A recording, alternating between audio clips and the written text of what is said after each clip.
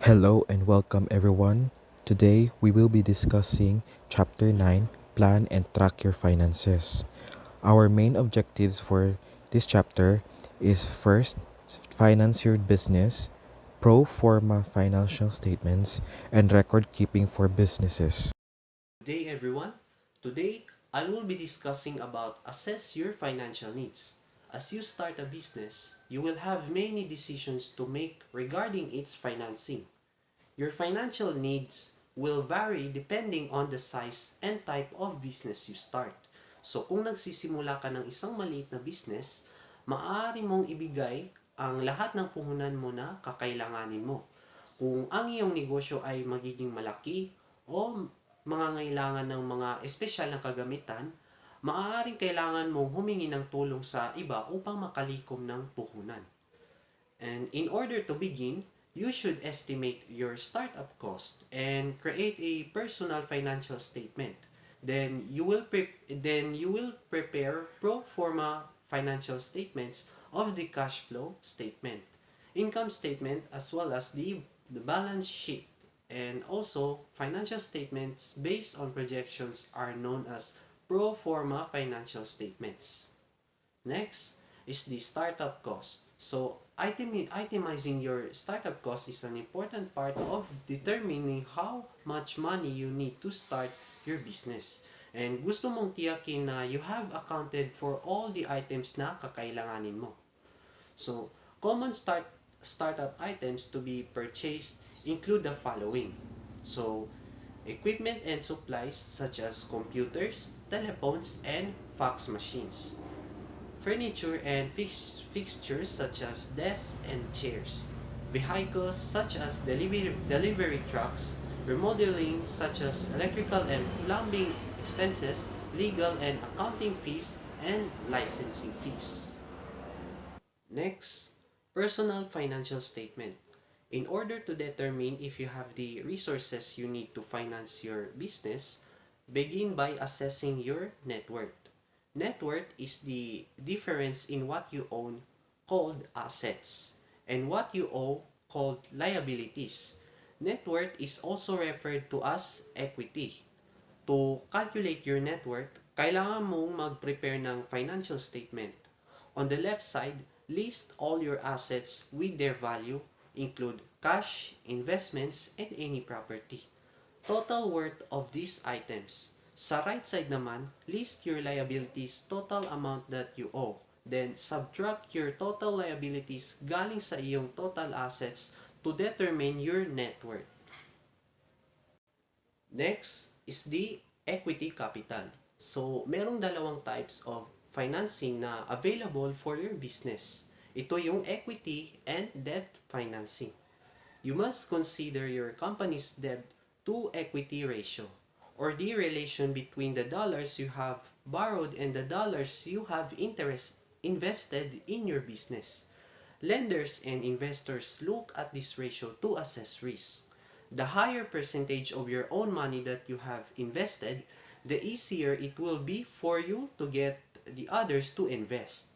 Equity capital is money invested in a business in return for a share in the profits of the business. Entrepreneurs may seek equity capital when they do not qualify for other types of financing and are not able to fully finance their businesses out of their own savings. Equity capital can also supplement other money that borrowed, and also maaari mong may bigay ang karamihan ng equity para sa iyong negosyo mismo. And maaari ka ring makakuha ng equity sa pamamagitan ng mga taong kakilala mo o sa pamamagitan ng venture capitalist. Okay, next, personal contributions. So, many entrepreneurs use their personal savings to finance the start of their businesses. Investing personal finances can help you get a loan from a bank. Dito naman, by investing your own money, ipinapakita mo sa bangko na naniniwala ka na magtatagumpay ang iyong negosyo. And the other term was the friends and relatives. So, friends and relatives can be a good source of equity capital. kung saan they will already be familiar with your business idea and alam nila dito na whether you are trustworthy and a good risk. So, next, venture capitalists. Some privately owned companies get financing through venture capitalists. Venture capitalists are individuals or companies that make a living investing in startup companies. Next, debt capital. So, debt capital is money loaned to a business with the understanding that the money will be repaid. And usually with interest, maaari kang manghiram ng pera mula sa mga kaibigan, kamag-anak at maging sa bangko. And ang mga pautang sa bangko is maaring secured siya or unsecured. Then, followed by friends and relatives. So if friends and relatives are not interested in investing your business with equity capital, they may be willing to loan you a money. So bago ka manghiram sa mga friends or relatives mo, so kailangan mo muna i-consider kung gaano makakaapekto ang utang sa relationship ninyo. Then, commercial bank loans. Most businesses take out loans from banks. Entrepreneurs usually have an established relationship with a bank and begin looking for funds there. So, when a loan is taken out, it must be repaid with interest in a certain time period. And there are different types of loans that banks offer their customers. Next is the secured loans. So this is a loans that are backed by collateral that are called secured loans. So collateral is a property that the borrower forfeits if he or she defaults on the loan. Banks demand collateral so that they have some recourse if the borrower fails to repay the loan. So, suppose you take out a $25,000 business loan and use your home as collateral. If you fail na mabayaran yung loan, so the bank has the right to take the ownership of your home and ibenta to collect the money you owe. Banks accept different forms of collateral, including real estate, savings account, life insurance, policies, stocks, and bonds. So, types of secured loans include the following. First, line of credit. Second, long-term loan. Third, accounts receivable financing. And lastly, inventory financing. Next, unsecured loans. So, loans that are not guaranteed with collateral are considered unsecured loans. So these loans are made only to the bank's most creditworthy customers. Unsecured loans usually made ito siya for very specific purposes and they are usually short-term loans that have to be repaid within a year.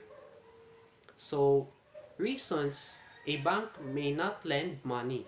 So banks use various guidelines to determine whether the borrowers are a good risk. So, dito, nire-reject nila yung applications na hindi nagbi-meet sa kanilang criteria.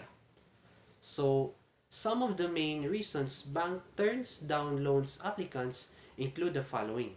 First, the business is a startup. Second, lack of a solid business plan. Third, lack of adequate experience. Fourth, lack of confidence in the borrower. Fifth, inadequate investment in the business. So, next is the other sources of loans are in the following, which is the small businesses or small business administration. Next, small business investment companies, minority enterprise small business investment companies, then Department of Housing and Urban Development,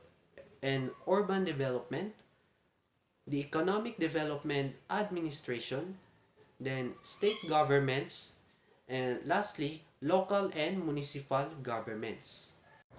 Our next objective is pro forma financial statements. Financial statements are important when you are trying to raise capital for your business.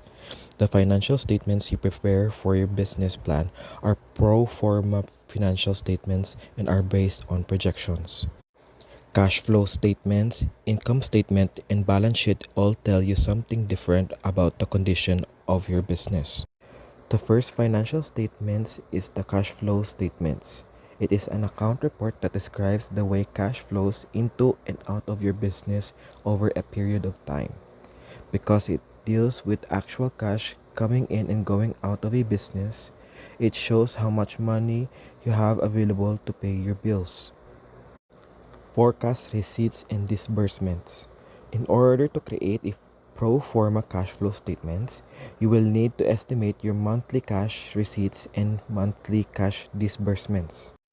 So first is cash receipts. This includes cash sales, collected account receivables, tax refunds, and funds from bank loans and investors. When you forecast the amount of your cash receipts, you need to analyze demand of each of your products and services. You also need to know the price you will charge for each item. As you can see on the given table, Walters Electric estimates their cash sales by multiplying the quantities sold they expect to sell, based by the price that they has set on each item. Additionally, the Walters Electric estimates their other monthly cash receipts as shown. Next is cash disbursements. This may include payments for cost of goods, accounts payables, rent, salaries, taxes, office supplies, utilities, insurance, advertising, loans, and other expenses. Now to prepare the cash flow statement. After making projections of cash receipts and cash disbursements, you are ready to prepare your cash flow statement. You should create monthly pro forma cash flow statements for the first year of operation and annual statements for the second and third years to give your lender an accurate picture of your cash flow over time. Net cash flow is the difference between the cash receipts and cash disbursements. This means to get our net cash flow, we have to subtract cash receipts to cash disbursements. The economic effects on cash flow. Changes in the economy can have a drastic effect on the cash flow of a business. During the good economic times in the 1990s, many businesses saw the large amounts of cash flowing into their companies and experienced positive cash flow. However, the economic slowdown that resulted after September 11, 2001 caused many businesses to experience unexpected negative cash flows.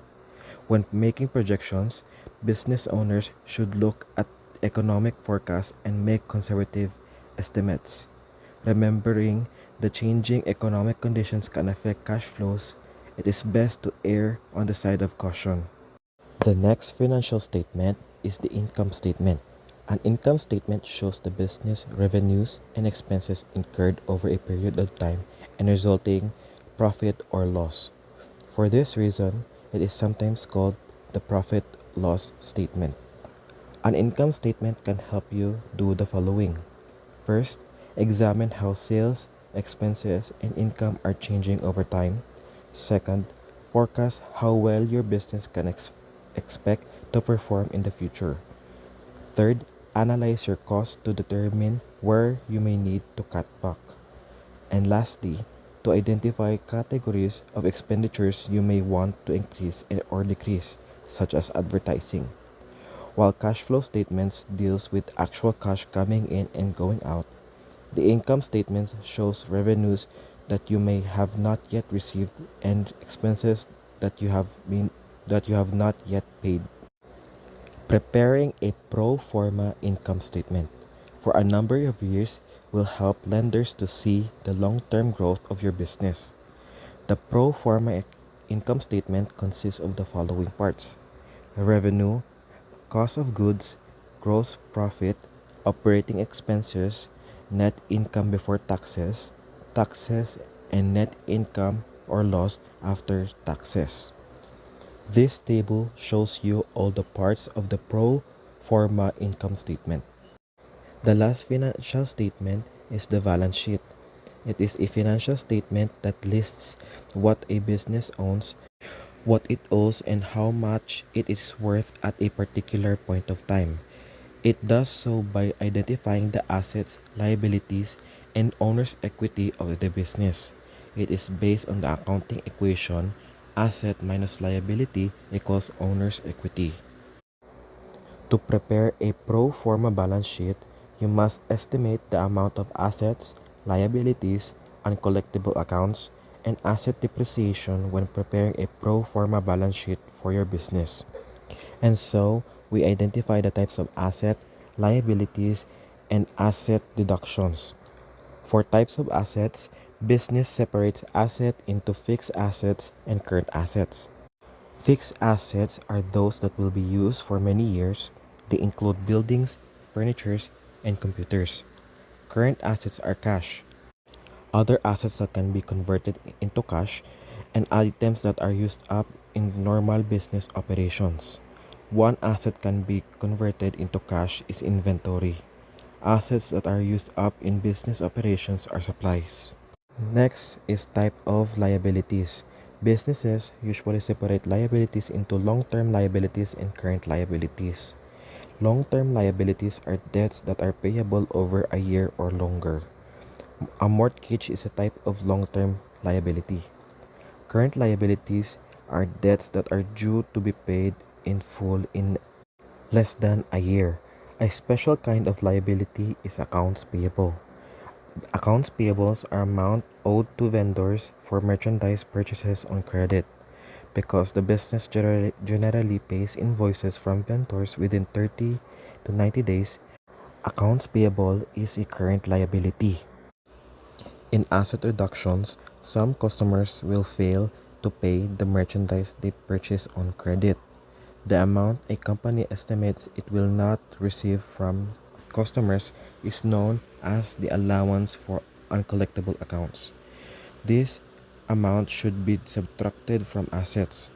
The lowering of an asset's values to reflect its current worth is depreciation. On the right side, we can see the pro forma balance sheet. Here, we can see the type of assets and liabilities and other asset reductions. Hello everyone. Today I'll be discussing the importance of business record keeping and how it helps managing financial transactions. Keeping proper records allows business to track income, expenses, and overall financial health. Without accurate record keeping, business may face financial losses, legal issues, or poor decision making. What is a transaction? A transaction is any activity where is money involved, like selling products, buying supplies, or paying bills. Keeping records of transactions helps a business track income, expenses, and profits. Why is record keeping important? Good record keeping allows businesses to know how much money they earn, how much they spent, how much they owe, and how much customer owe them. Journals. Journals are accounting records of the transactions you make. There are 5 different journals that businesses use to record their transactions. Number one is sales journal. This records all sales made on credit. If a customer buys a product but pays later, the transaction is recorded here. This helps businesses track accounts receivable or money owned by customer. Number two is cash payment journal. This track all cash payments made by the business, whether for expenses, inventory, or services. Any payments made via cash, check, or electronic transfer are recorded here. Number three is cash receipts journal. This records all cash income, including cash sales and payments received from customers who previously, previously owned money. Number four, purchase, purchases journal. Businesses use this to track purchases made on credit. If a company buys supplies but pays later, it gets recorded here. Number 5 is General Journal. This is used for all other financial transactions that don't fit into the other categories, such as adjusting entries and non-regular transactions. Let's talk about ledgers and subsidiary ledgers. A general ledger records all financial transactions under different accounts, like cash, sales, rent, and utilities. Some businesses use subsidiary ledgers to keep detailed records of specific accounts, such as money owed to suppliers. Aging tables. Aging tables help businesses track customer payments and see how long customers take to settle their bills. This helps businesses follow up on overdue payments. Business and banking records. Every business needs a separate bank account to track income and expenses properly. A check register is used to record details of checks issued, including the date, amount, and recipient. Businesses must balance their accounts regularly to ensure accuracy. Balancing and reconciling accounts. Balancing accounts means making sure business records match the actual bank balance. And reconciling accounts involves comparing their check register with the bank statement to correct any errors. Writing bad checks without enough funds is illegal and can lead to fees and business problems. Let's talk about payroll and tax records. Payroll records track employee wages as hours work, tax deductions, and benefits. These records help ensure employees are paid correctly and on time. Businesses must also maintain tax records, which include income tax. What is income tax? Income tax is paid on business profits, must be estimated and paid quarterly to avoid penalties. Payroll taxes. Payroll taxes. Employers must deduct taxes from employee salaries and submit them to the government. This includes Social Security and Medicare contributions. And last, sales tax.